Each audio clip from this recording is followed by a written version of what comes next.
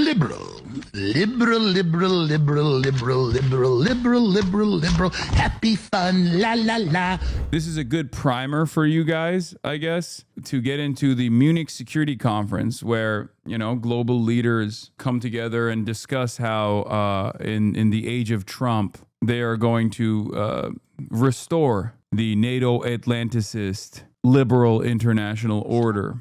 Now is the time for bravery, and that bravery extends to the likes of AOC as well. I personally believe that there's an opportunity here, a unique opportunity to make necessary changes. AOC had a speech that she delivered and numerous takes that she had as the previous international rule-based order is collapsing with Trump's gangsterist, dangerous, vulgar imperialism directed not only at nations in the periphery, but also directed at American allies, longstanding allies, white countries. People are trying to figure out what to do. Let's take a look. This is a moment where we are seeing our presidential administration tear apart the transatlantic partnership, rip up every democratic norm, and, really calling into question, as was mentioned by David Carney at the World Economic Forum, the rules-based order that we have, or question mark, do we have? And so I think one of the reasons why, not just myself, but many of our colleagues here, in fact, many Democrats that are here as well, is because we want to tell a larger story, that what is happening is indeed very grave. And we are in a new era, domestically and globally. There have been many leaders who've said we will go back. And I think we have to recognize that we are in a new day and in a new time. But that does not mean that the majority of Americans are ready to walk away from a rules-based order and that we're ready to walk away from our commitment to democracy.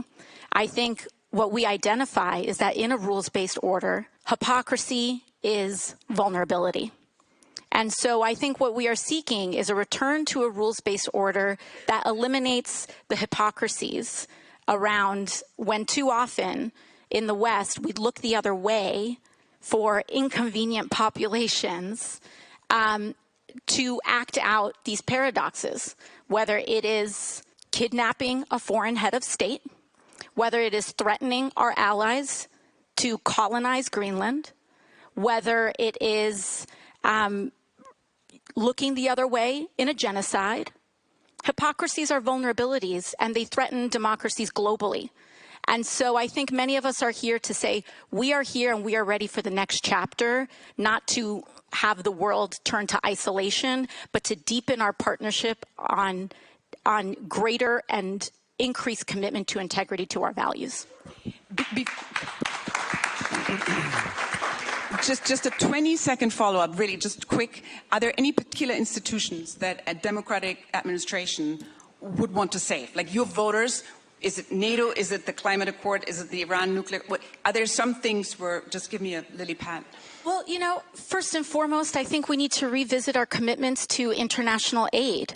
Not just USAID, but the dozens of global compacts that the current Secretary of State and President Trump have withdrawn from. They are looking to withdraw the United States from the entire world so that we can turn into an age of authoritarians that can carve out the world where Donald Trump can command the Western Hemisphere and Latin America as his personal sandbox, where Putin can saber rattle around Europe and try to bully around our own allies there, and for essentially authoritarians to have their own geographic domains.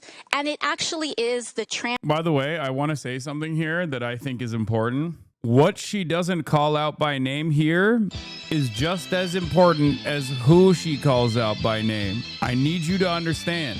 There's a country that is the number one foreign adversary for the NatSec liberals and also the neocons as well. She did not say China. She did not say Xi Jinping. And she also did say genocide. So, you know, Israel's committing a genocide. So that's, you know, it's modest, but it's important. Trans-Pacific Partnership, it is our global alliances that can be a hard stop against authoritarian consolidation of power.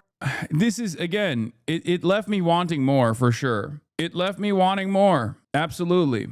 I mean, compare this to my impromptu speech, which is not exactly great either. Let's be real. I didn't maintain any brevity. I was very wordy. I had a lot of ahs and ums when I was talking in Canada about this exact same issue, right? About this exact same change that we're all seeing. I do have a different perspective than she does. Yeah, you're not a lawmaker. It doesn't matter. Again, now is the time for bravery. It doesn't matter that she's a lawmaker. Obviously, I can get away with saying whatever the fuck I want to. You know, like I'm not expecting her to be like, Mao Zedong has some very good ideas or some shit.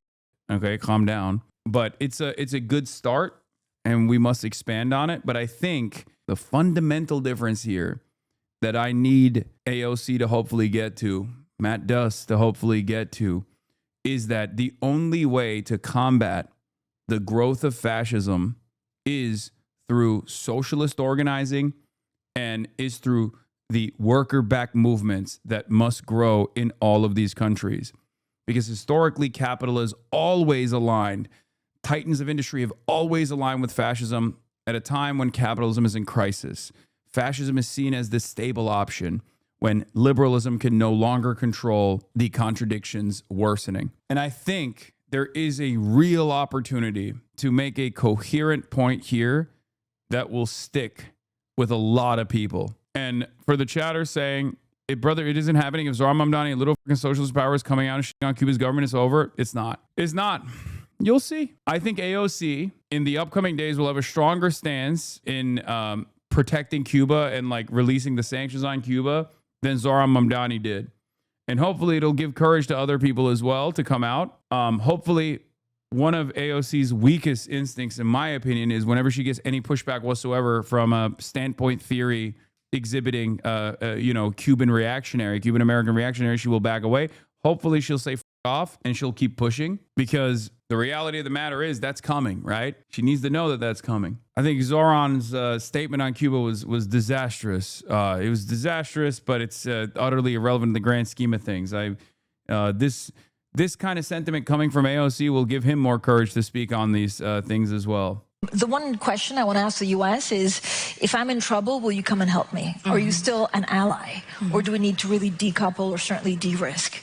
Your answer to that, Congresswoman. Well, I mean, we are, of course, representing a broad spectrum of the United States here today. And I think I'm very grateful that we have, it's unfortunate, I guess we have to speak to the elephant in the room, that the partisanship in the United States has made this question something that even has to be asked behind closed doors in the first place.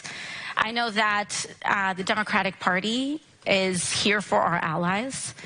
We are shocked at the president's destruction of our relationship with our European allies.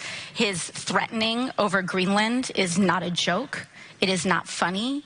It threatens the very trust and relationships that allow peace to persist.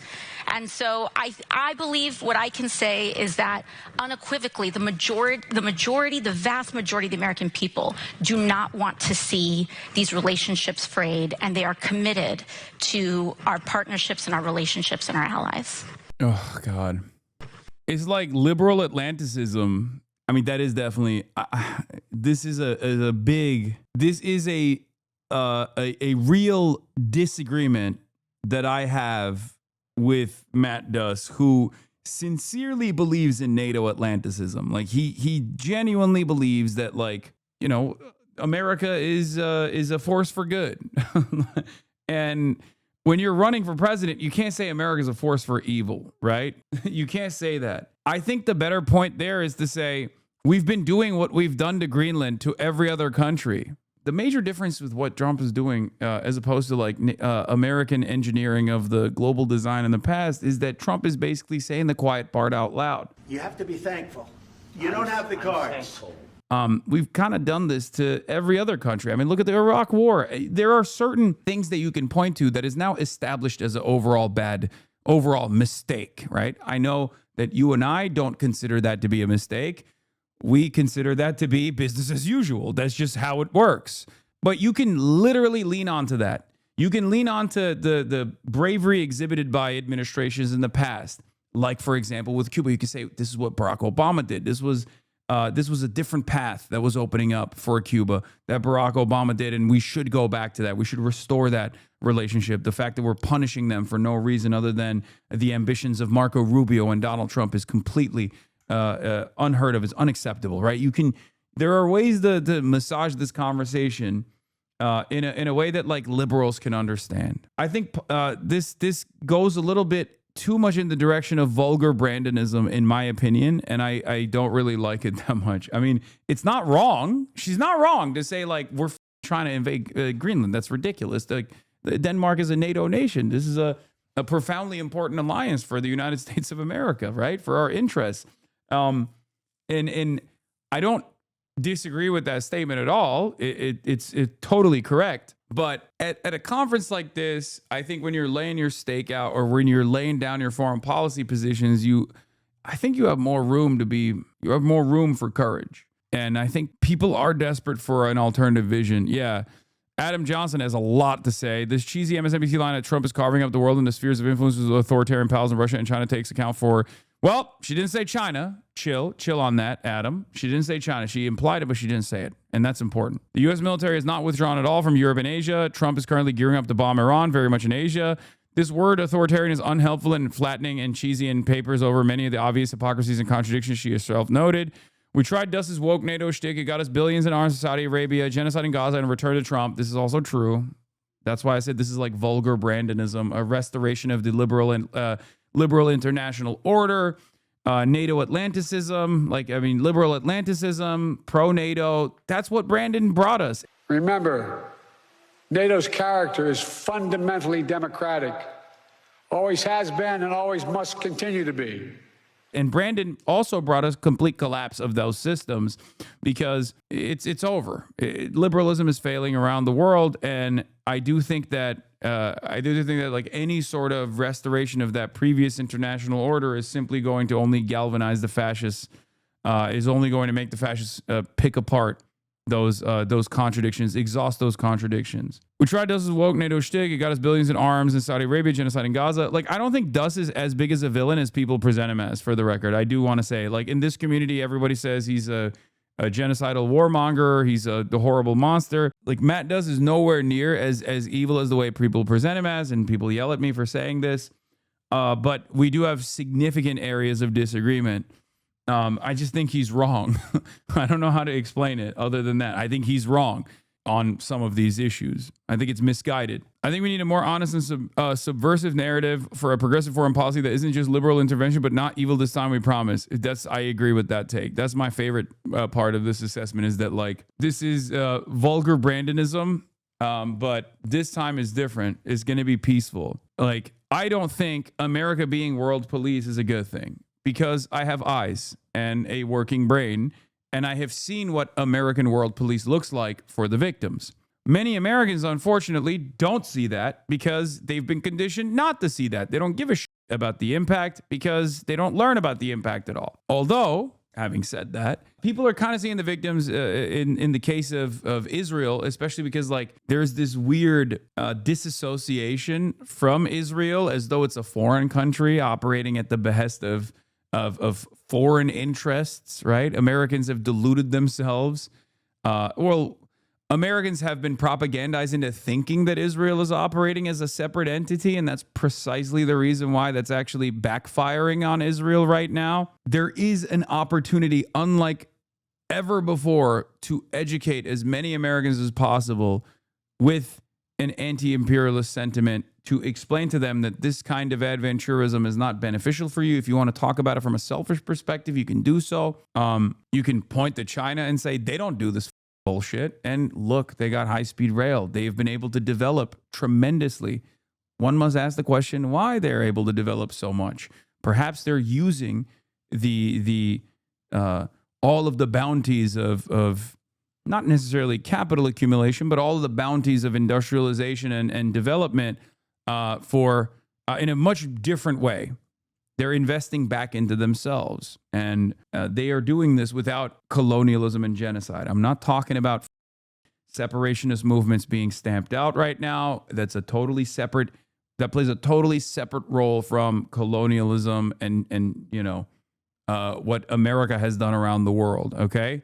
If one accepts the premise a Dem president and the liberal foreign policy structure committed genocide as AOC ostensibly does, then what are the next steps to hold these people and institutions accountable that we're just moving on to liberal rules-based order fluff is morally unserious? Yeah, that contradiction is not being exhausted in this circumstance. When you say we got to go back to the rule-based order, when the vulgar Brandonism and the rule-based order that came from vulgar Brandonism yielded unlimited genocide of the Palestinians.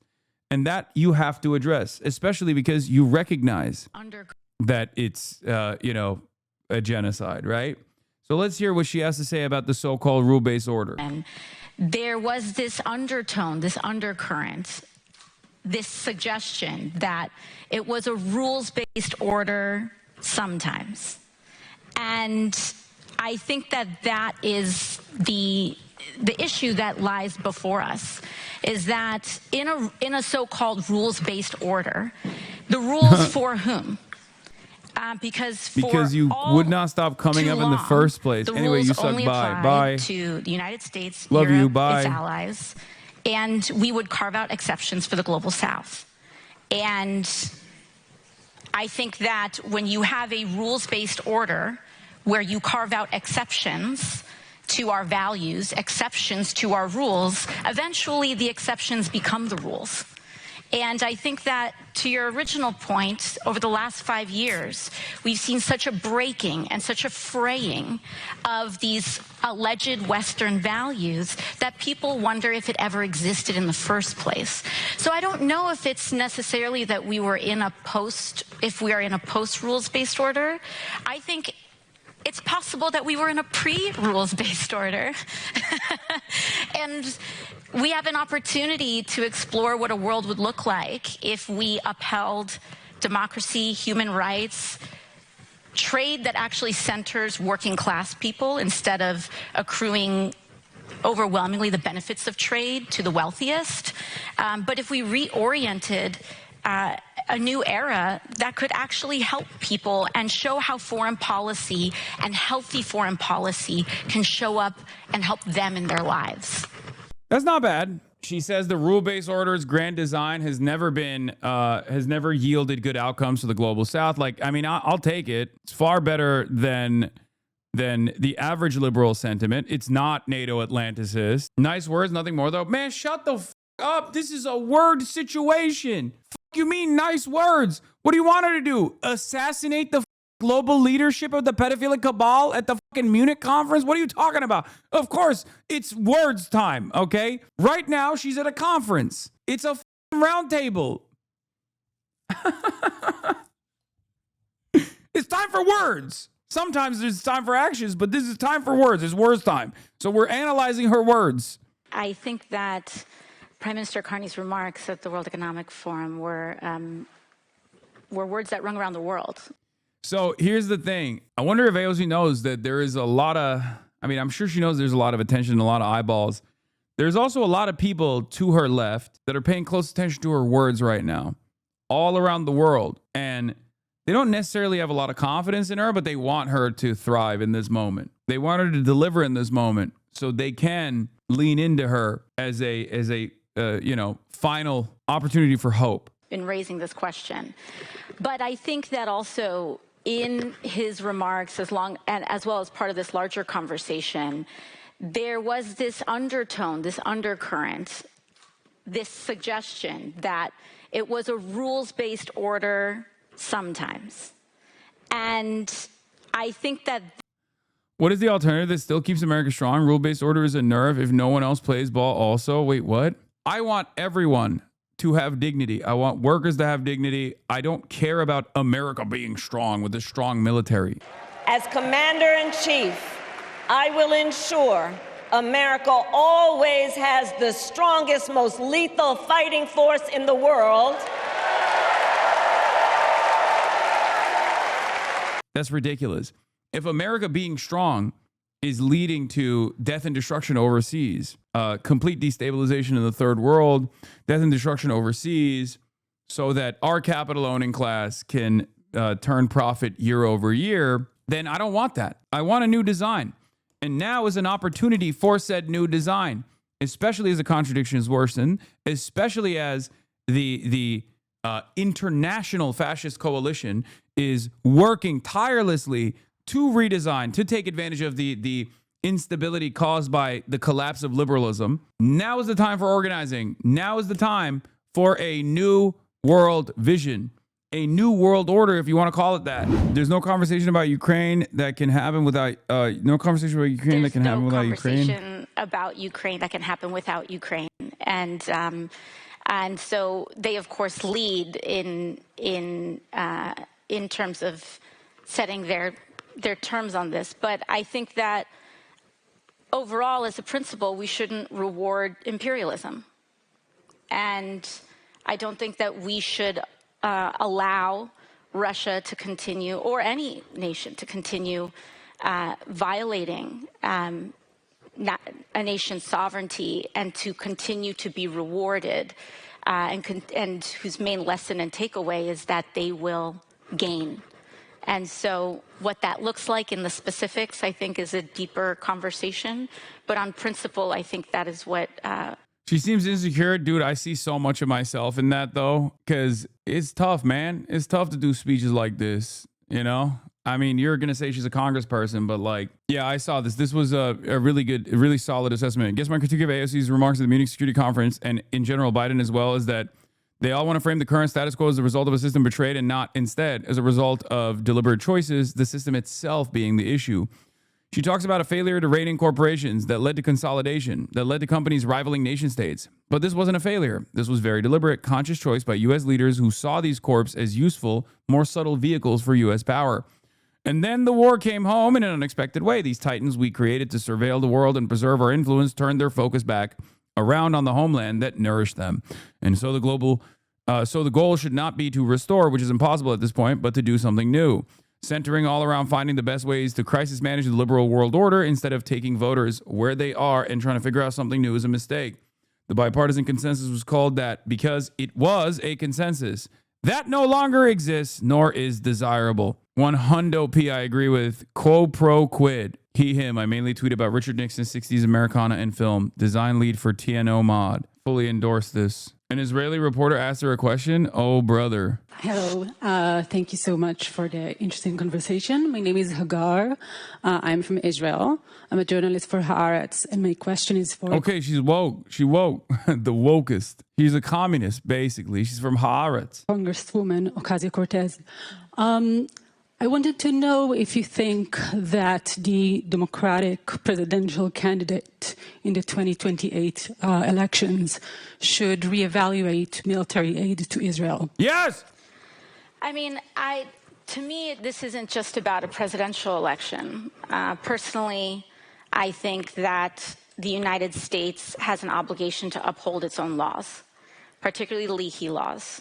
And I think that personally, that the idea of completely unconditional aid, no matter what one does not make sense. I think it enabled a genocide in Gaza, and I think that we have thousands of women and children dead that was completely avoidable.